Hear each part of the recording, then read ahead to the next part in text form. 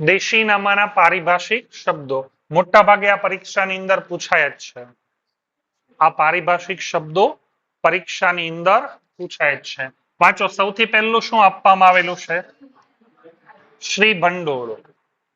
સાદું યાદ રાખો ને તો આ લખતા આવડે. આપણે જે દ્વિનોંધી નામા પદ્ધતિમાં મૂડી તરીકે ઓળખતા, શું ઓળખતા? એને દેશી નામામાં શું કહેવાય છે? ભંડોળ.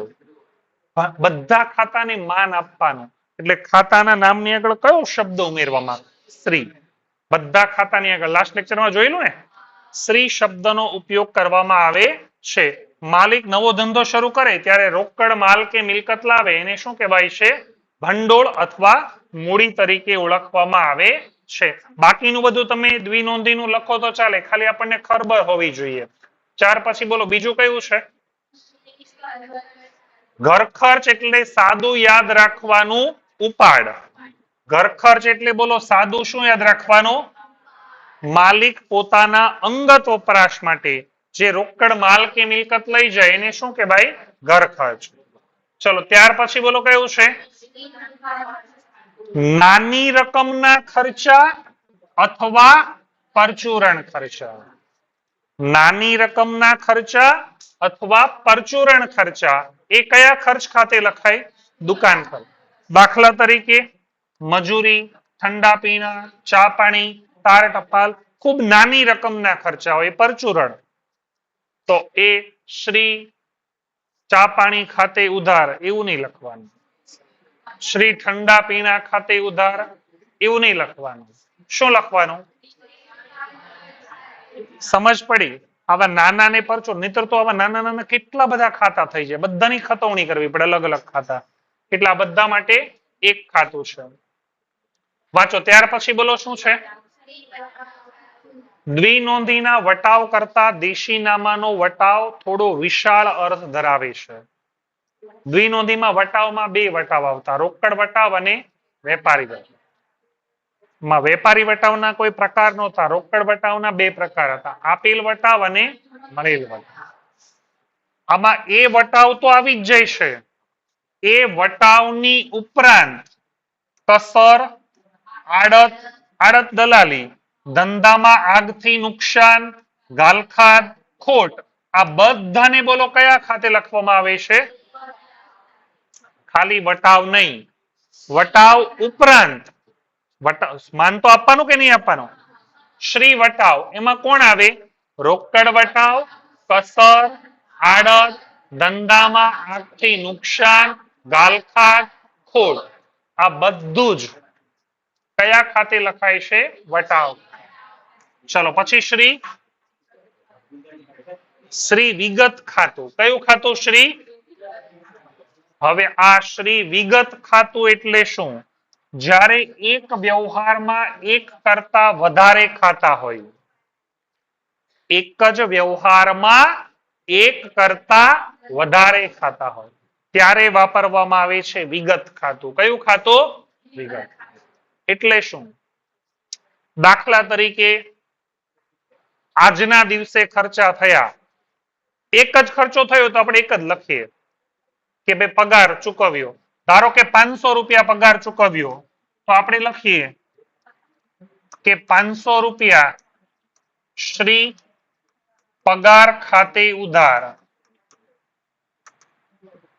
500 રૂપિયા રોકડા ચૂકવ્યા અને ખાપા, 100 રૂપિયા મજૂરીના ચૂકવ્યા તો પાછા 100 શ્રી મજૂરી ખાતે ઉધાર, 100 રોકડા ચૂકવ્યા ખાપા.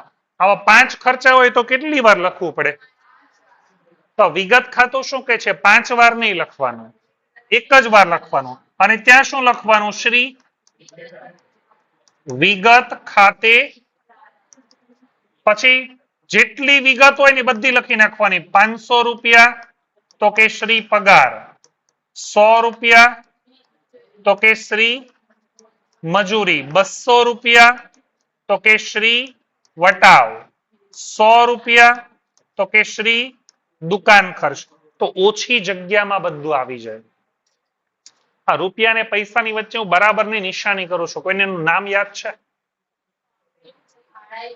પેલું જે જેવું નિશાન કરે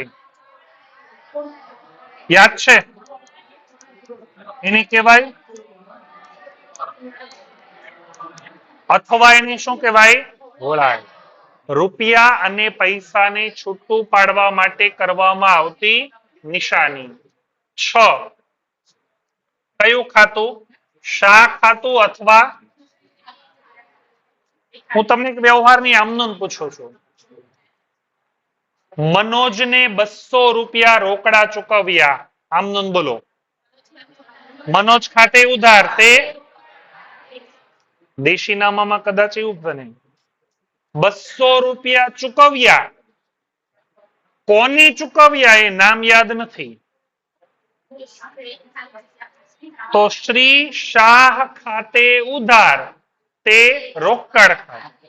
અથવા બીજી રીત, શ્રી ખાલી જગ્યા ખાતે ઉધાર, ખાલી જગ્યા એવું લખવાનું, તો તે રોકડ ખાતે. પછી નામ યાદ આવે ત્યાં શું કરવાનું? નામ લખી દેવાનું. ખબર પડી? તો વ્યક્તિનું નામ બોલાઈ જાય ત્યારે કોનો ઉપયોગ થાય છે? શા ખાતું. ત્યાર પછી બોલો કયું છે? તસલમાં.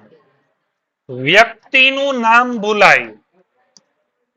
શું બોલાય? વ્યક્તિનું. તો કયું ખાતું? પણ ખર્ચ અથવા આવક ભૂલાય તો કયું ખાતું? હા, અત્યારે તમારે આના દાખલા ગણવાના નથી આવતા.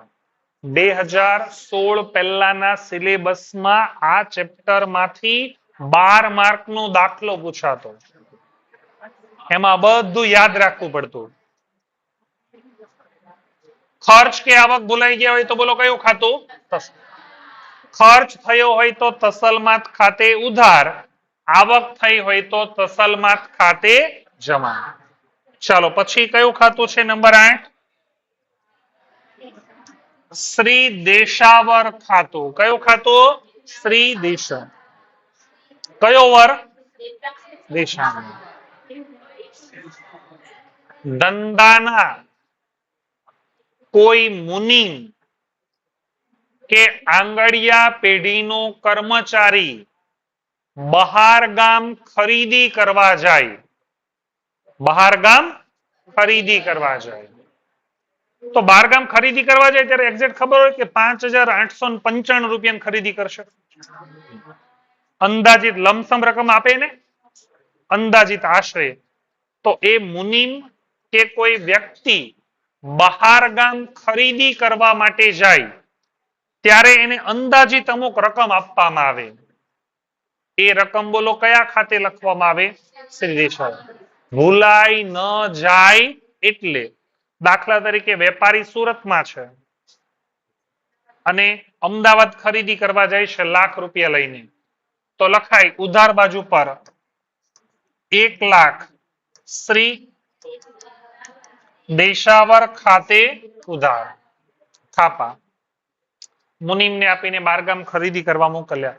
હવે મુનિમ જયારે બારગામ આપીને હિસાબ આવે કે ભાઈ 2 દિવસ કે 3 દિવસ અમદાવાદ થી ખરીદી કરીને પાછો આવે. પાછો આવે ને ત્યારે 1 લાખ થી દેશાવર ખાતું શું કરી દેવાનું? જમા. આ કામચલાઉ ખાતા છે. બધા કેવા છે? કામચલાઉ. પછી જે હિસાબ આપે ને બધો હિસાબ ઇનર કોલમ લખવાનો.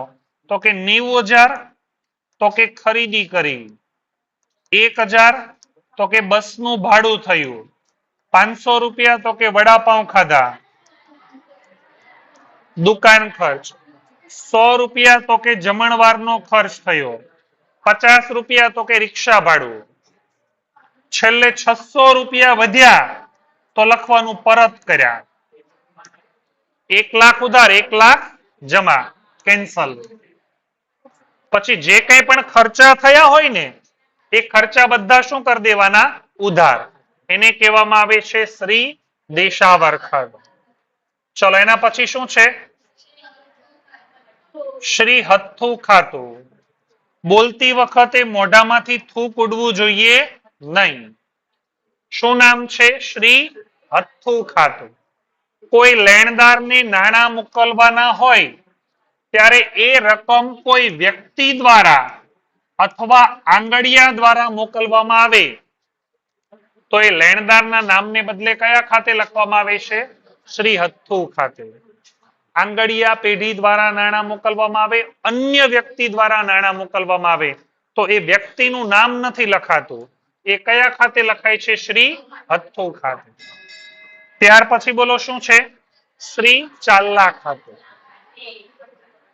કોઈ આપણી દુકાનનો ગ્રાહક હોય, એને ત્યાં લગ્ન પ્રસંગ આવે કે મુનિમના દીકરા દીકરીનો લગ્ન પ્રસંગ આવે તો આપણે જમવા તો જઈએ પણ સીધું જમીન આવી જવાય? શું લખાવવું પડે? તો એ ચાલ્લો ચાંદલો આપણે કહીએ, આમાં લખેલું છે ચાલ્લો.